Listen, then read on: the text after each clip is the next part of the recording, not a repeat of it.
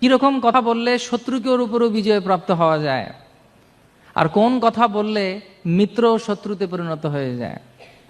তো সেই জন্য বলা হয়, বাংলা ভাষায় একটা চলতি কথা আছে, বলা হয় সব থেকে পৃথিবীতে সুখী দম্পতিকে যার পতি হচ্ছে কালা আর বউ হচ্ছে বোবা। তো কেন না, বউ যতই চেঁচাক না কেন স্বামী পরমানন্দে আছেন, কারণ তেমন কানে শুনতে পান না এবং তিনি চেঁচিয়ে যাচ্ছেন, কিছু ফলই হচ্ছে না।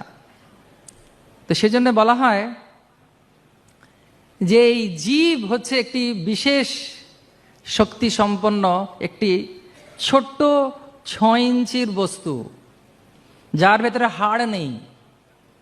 আর যে জায়গায় শরীরে হাড় নেই তার নড়ন চড়নে কোনো অসুবিধা হয় না। অনেকে বলে না, আরে মুখ দিয়েছে বলে কথা বলবো না নাকি? মুখ দিয়েছে কেন ভগবান? কথা বলার জন্যই তো।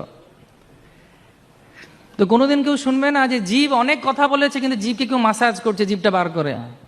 কেউ জীবকে ম্যাসাজ করে? কারণ জীবে ব্যথা হয় না।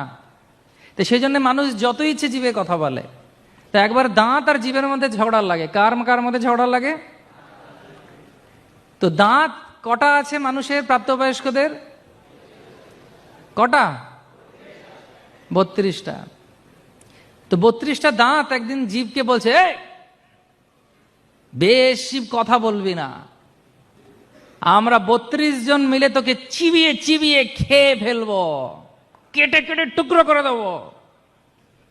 এবারে ঝগড়া করছে। কারা করছে? দাঁত।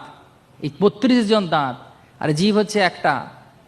তখন জীব বলছে, আমার সঙ্গে যুদ্ধ করবি না, আমি এমন কথা বলে দেবো যে 32কে 32 বাইরে চলে যাবে। তো এটা হচ্ছে জীবের শক্তি।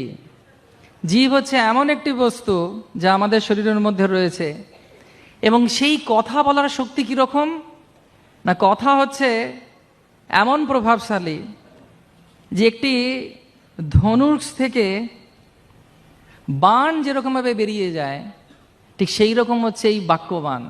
একবার যদি এই মুখ থেকে কোনো কথা বেরোয়, সেটাকে ঢাকার জন্য, যদি ভুল কথা বেরোয়, সেটিকে ঢাকার জন্য সারা জীবন চেষ্টা করে গেলেও মানুষ কিন্তু মনে রেখে দেয়, না তুমি কিন্তু একবার এই কথা বলেছিলে, না আমি ভুলিনি, তুমি কিন্তু সেদিন এই কথা বলেছিলে, দাদা কথা হবে না, এই কথা কিন্তু তুমি বলেছিলে, আমি কিন্তু এখনো পর্যন্ত এটা মনে রেখে দিয়েছি, না আসলে তা না, তুমি কিন্তু একদিন এই কথা বলেছিলে।